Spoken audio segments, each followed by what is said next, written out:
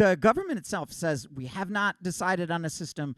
We're actually, they want algorithms to take place. They don't actually want human input because they're afraid that it might game the system, even though the most popular piece in Cheong, in fact, does have human input. There are collectors that get paid, are information collectors that get paid $50 a month to go around recording things. And it's whether what they see. They see a good deed, do they see a bad deed? And I watched one of these women on a documentary, and she went around, and I couldn't read her Chinese handbook, but it didn't seem like she was necessarily trying to be biased. But obviously, you just need one person with an axe to grind, and everything goes to hell.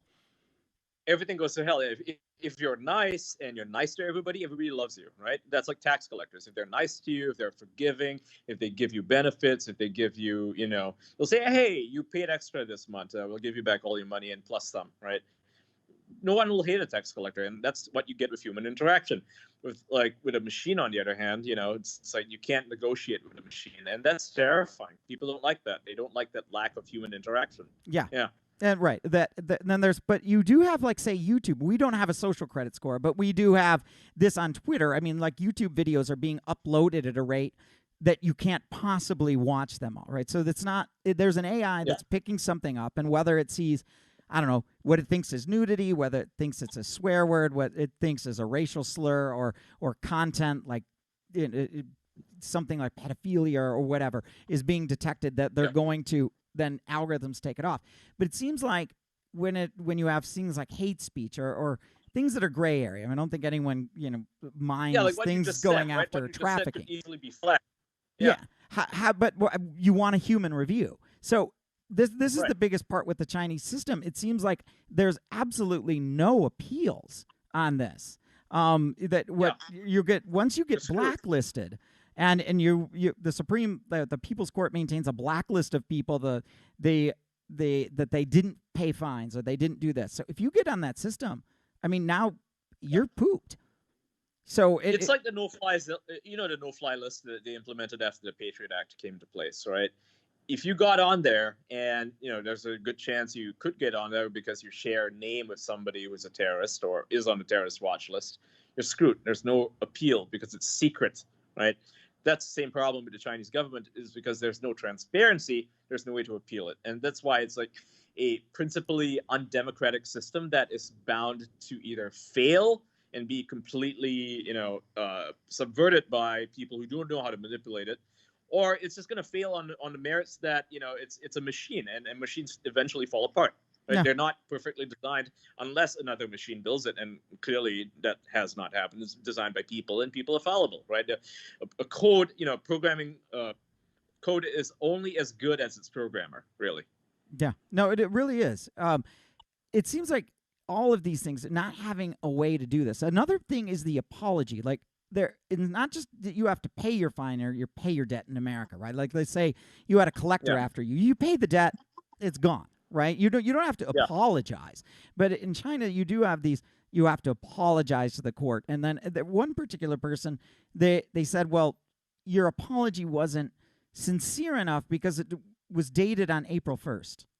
And that they assumed that the only reason you would do that is to mock them. And to me, that seems like just reading racism into everything when you haven't even looked at the context. Yeah, right. Yeah, that's not a good system. You know, I wouldn't want to.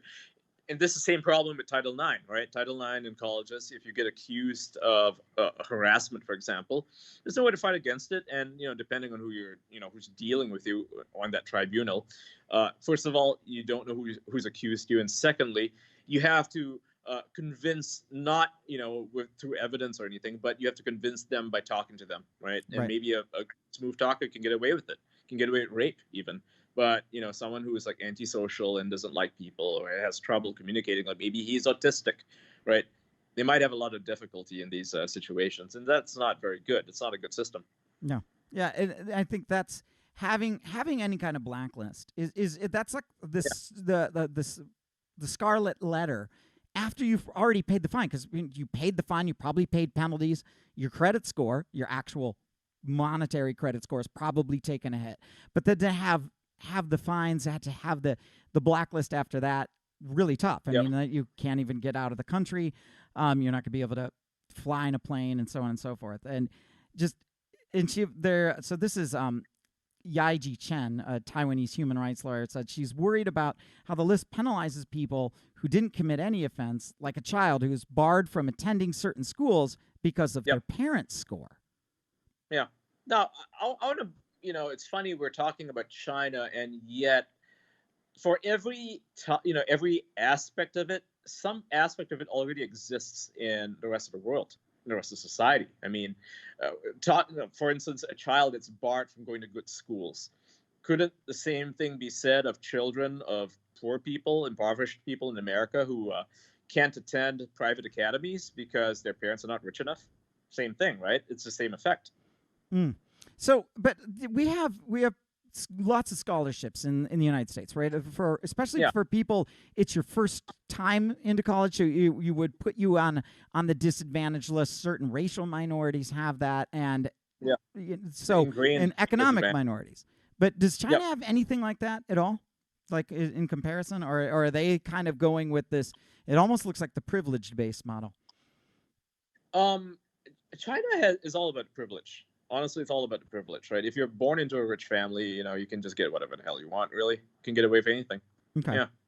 It's not a good system. It's like worse than America. I mean, America, or Europe even, as bad as it can be, right, for impoverished people, there's always a way out. There's always scholarships. There's always, places you can appeal to. And if you're willing to put the work into it, you're at a disadvantage inherently because, you're raised in a poor neighborhood and you're surrounded by people who are bad, I guess, criminals, that, you can still overcome it if you try hard enough. In China, you can't really do that. There's no real way to get out of it, Okay. So, it makes sense that it's almost like they're, kind of the United States in like 1870 or something. Somebody in the chat asked if you could, if you knew what happened to 4,000 or 5,000 Hong Kong arrested students. So this is from this one during the fall. Did you follow up on any of that? Yeah, I followed up on some of that. Basically, all these students were not from many of them were from China itself. So they got barred from traveling back to Hong Kong.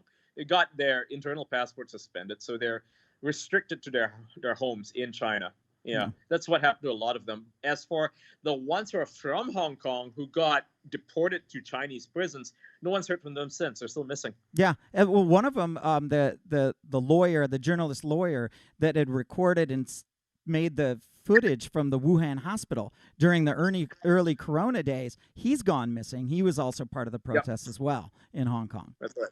So that's right. He and a whole bunch of others, actually. Yeah. Yeah. So I mean, talk about balls of steel. Holy cow. Oh yeah. I mean, there was a billionaire in China who was one of the whistleblowers. He was very upset with the way that China was covering up the coronavirus, right? Mm-hmm. So he wanted to start an inquiry into it. He was, very vocal on social media, had a lot of followers. Yep. Same thing with one actress, right? She was using her platform to raise issues, and they've both been silenced. Like, I don't personally think they've been sent to any sort of re-education camp, but I think they had their internet access taken away from them. Sure.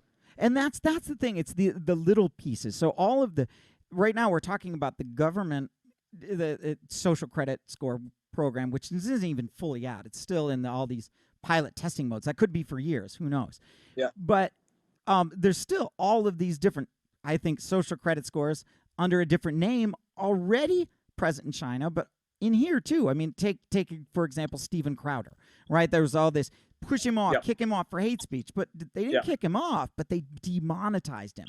I mean, that's a big hit, right? I mean, I guess it's better than knocking him out completely. So there's still free speech, but ouch. Right? I mean, isn't that the equivalent of not being able to buy a plane ticket? Absolutely. Right. I mean, they're hindering his ability to make money and it's his livelihood, right?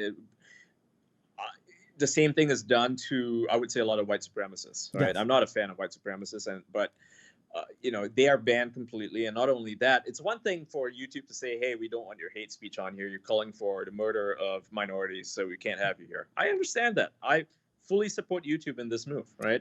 But what I don't support is banks going after them and shutting down their bank accounts and saying, hey, you can't open a bank account with us. I mean, what's that got to do with anything? You know, they just, everybody needs a bank account. You can't take away basic necessity. I mean, how far does it go, right? Like, okay, so maybe you're a piece of shit and you're a piece of garbage and you hate juice or something.